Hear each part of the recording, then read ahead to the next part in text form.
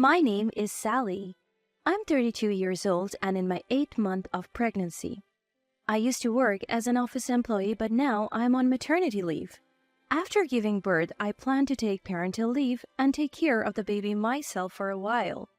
My husband Eric is 35, 3 years older than me and works for a major company. We got married 2 years ago and I became pregnant smoothly. Now every day is filled with anticipation and anxiety as I await my first childbirth. Sally, your baby's due soon, isn't it? When I visit my in-laws, my sister-in-law Elnora calls out to me.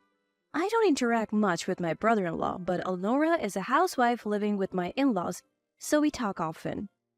2 years ago, my mother-in-law hurt her leg, and Elnora, being the wife of the eldest son, moved in to care for her, worried about leaving her alone during the day. However, mother-in-law can walk just fine, needing only a cane. Elnora has a caring personality and used to work in caregiving, so she readily agreed to move in and care for her mother-in-law. With 1 month left until my due date, I return to my parents' home and prepare for childbirth. Even with my heavy belly, shopping for the baby and thinking about our future life was enjoyable. Then, 2 days after my due date, labor begins. I contact my husband, but for some reason, he doesn't answer or reply. At first, I was worried, but as the contractions got stronger, I had no time to think about him. My husband was supposed to be there for the birth, but in the end, he never came and my daughter was born. After safely giving birth, I called my husband to inform him and then fall asleep from relief and exhaustion. I wake up to someone calling my name. Sally, how long are you going to sleep? I open my eyes to see my husband and in-laws. My husband happily says, Dad and Mom came too. Where's the baby? I had told him I didn't want to see anyone after giving birth, so why did he bring his parents? I finally sit up and tell him the baby should be in the nursery. It's a healthy girl. Then mother-in-law suddenly exclaims, "A girl? She can't be the heir." My father-in-law adds, Not a boy? Utterly useless. I'm confused and my husband even says, What? It's a girl after all? I thought it might be a boy since they said it wasn't certain. My husband is a second son, so I thought being an heir didn't matter, but the eldest son and his wife are undergoing fertility treatment, so they were expecting a boy from me. I felt anger at their words, but I was too tired and in pain to even get angry. A nurse noticed and kicked out my husband and in-laws. I cried and the nurse comforted me. After that, my husband didn't even visit, and my daughter and I faced discharge day. My parents came to pick us up and we went home. My husband was kind when we got married, but he changed one day, and as the baby grew, I felt his feelings drifting further away. Just when I found out I was pregnant, my husband made a mistake at work and was demoted, resulting in a pay cut. It didn't seem like a big mistake, so I thought he could recover quickly. But he became upset that a colleague became his boss, lost motivation, and still hasn't been promoted. I hoped that having the baby might change him, but now I wonder what will happen. As I'm grappling with these feelings, my husband calls. I answer, hope in my heart. Sally, when are you coming back? I'm planning to come back in about a month, but I have luggage, so I want you to pick me up on a day that's convenient for you, Eric. Then my husband snorts and says something unbelievable. You know, I bought a condominium near the station. What? The high-rise condominium near the station? Yeah. Wait, the high-rise condominium is really expensive, isn't it? Yeah, and the view is amazing. Unbelievably, my husband tells me that while I was at my parents' house, he bought a luxury high-rise condominium, moved out of our old one, and has already moved in. What do you mean? We don't have that kind of money, do we? Unfazed by my panic, my husband says, I used the money from selling the family home as a down payment. What? He sold a family home? What about his parents, his brother, and his wife? Ignoring my confusion, my husband laughed and said, From now on, we'll live with Mom and Dad. What? Dad? Mom? I can't keep up with his sudden words. Who are Mom and Dad? His parents? They're already grandparents and he's calling them Mom and Dad? As I'm speechless, my husband continues. After all, you're not working. You were just lying around at home, so I don't need you. That was only when I was bedridden with severe morning sickness or abdominal pain, not always. Rather, since I went on maternity leave, I've been doing all the housework we used to share. He didn't have to say it like that. As I'm thinking this, my husband says something even worse. Get out, you housewife parasite. The child wasn't a boy, and my brother's undergoing fertility treatment, so I'm being counted on. So I'll remarry a woman who can bear an heir. Mom and Dad said they don't need a childless couple, and my sisters want to live separately. That's when this high-rise condominium was on sale. Your stuff is in a rental storage, so go get it sometime. Well, anyway, we're getting a divorce. With that, he hung up unilaterally. I'm stunned. I have lost my place to go home? Whether it's sadness or regret, tears naturally spill. I try to think about what to do next, but I can't find an answer. At that moment, my daughter wakes up crying. Wiping my tears and holding my daughter, I realize that I'm the only one who can protect her, and I must be strong. Seeing my daughter stop crying and smile, my heart is soothed. I stand up and begin to organize what I need to do. I tell my parents the situation, and of course they're furious, but I tell them I want a divorce and ask for their help. Half a month later, with no contact from my husband, I sent my father to tell him my intention to divorce. Then my husband called me right away. Hey, what's this about dividing property? The money in the bank account is mine. I won't give you even $1.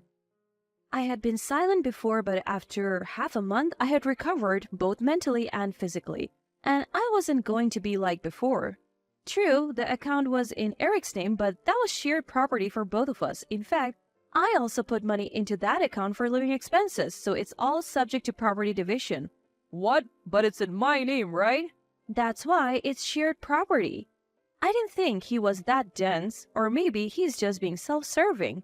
Either way, whether my husband understands or not, I will make sure the property is divided. Even if you don't agree, we will divide the property properly. Besides, you're the one who said you wanted a divorce, right? I want to divorce someone like you, so just sign the divorce papers, okay? How dare you talk to your husband like that after I've supported you all this time? Fine, I'll divorce you. I'll write it right now. Just wait. I deliberately angered my husband to get him to write the divorce papers, and this strategy seemed to be a great success. After hanging up, I withdrew money from the account where I managed the household finances. I couldn't withdraw it all at once due to the limit, so I took it out over several days. But my husband didn't seem to notice, and he didn't say anything. I submitted the filled-out divorce papers that my father brought back the next day, and they were accepted, and we officially became strangers. I'm struggling with my first child-rearing experience while staying at my parents' house. I'm gradually getting used to parenting, and above all, my daughter is adorable, and I feel happy. A few months later, while soothing my daughter, someone came to visit. It was my ex-husband, Eric. I hadn't seen his face since my daughter was born, but I didn't feel anything. I wasn't angry or sad. I responded expressionlessly.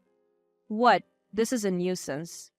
Then Eric suddenly bowed his head. Sally, please come back. I could only sigh at the expected turn of events. I tried to close the door silently, but Eric sat down in front of it and started talking unilaterally. Actually, I'm about to be kicked out of that high-rise condominium. I figured. Probably because you don't have enough money, right?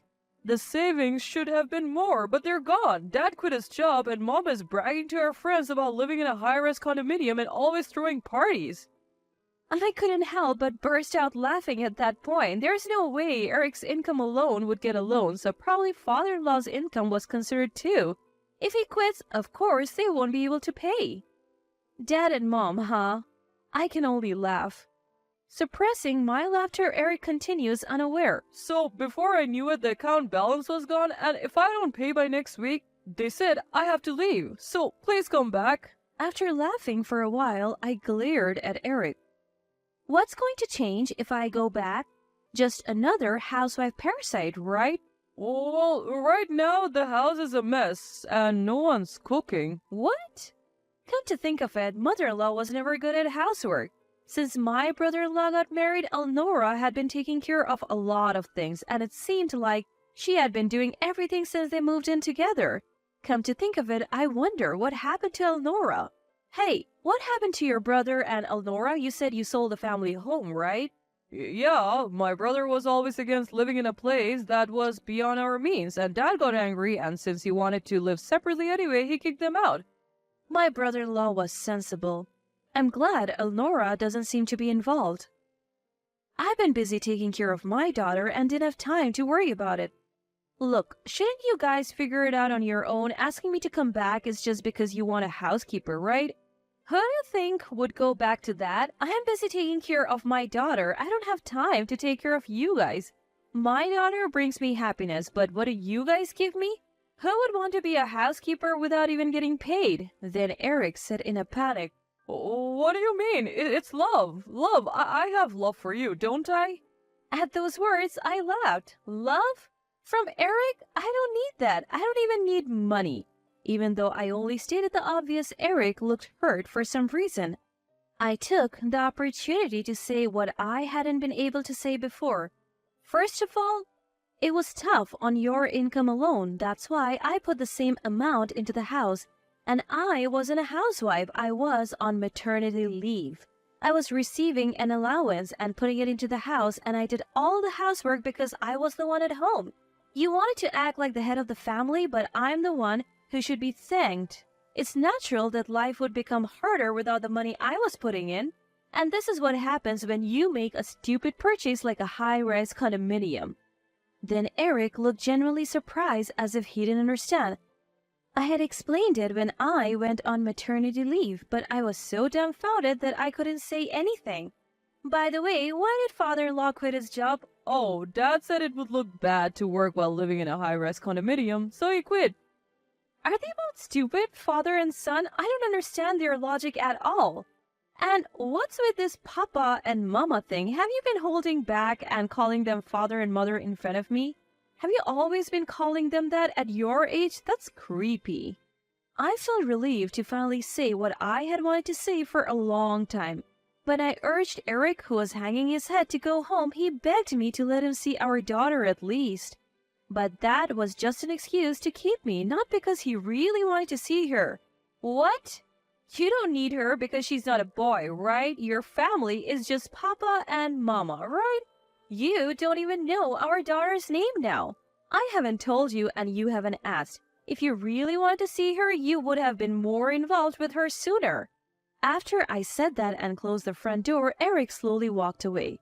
A few days later, I received a call from Elnora for the first time in a while. I'm sorry, I couldn't get in touch. A lot has been going on. Elnora said she didn't know the address of my parents' house and couldn't send a birth celebration gift, so she arranged to come over to our place. My brother-in-law came along and bowed his head to me and my parents, apologizing for his family's behavior, but he was not at fault at all. According to what I heard, they were kicked out of the high-rise condominium and only the loan remained. They tried to get close to my brother-in-law and his wife, but they were refused any further involvement, and in the end, they're living in an old apartment building that's about 50 years old. Father-in-law has found a new job, but the salary is much lower than before, and mother-in-law has never worked, so she doesn't even have a part-time job.